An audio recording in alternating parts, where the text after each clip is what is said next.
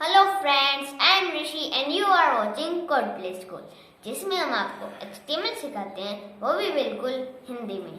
यदि आप हमारे चैनल को पहली बार विजिट करें तो हमारे चैनल को सब्सक्राइब कर दें और बगल में बेल आइकन को भी दबा दें ताकि आप लोगों को हमारी वीडियो सबसे पहले मिल सके।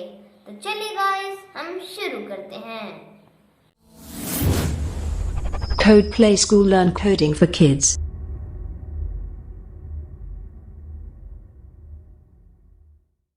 सो गाइस, मैं अपने कंप्यूटर स्क्रीन पर आ चुका हूँ और आज हम पढ़ने वाले हैं नॉन ब्रेकिंग स्पेस। सबसे पहले जान लेते हैं कि नॉन ब्रेकिंग स्पेस होते क्या। Basically non breaking space text के बीच में स्पेस लेके आता है। तो हम लिखते हैं नॉर्मल टेक्स्ट।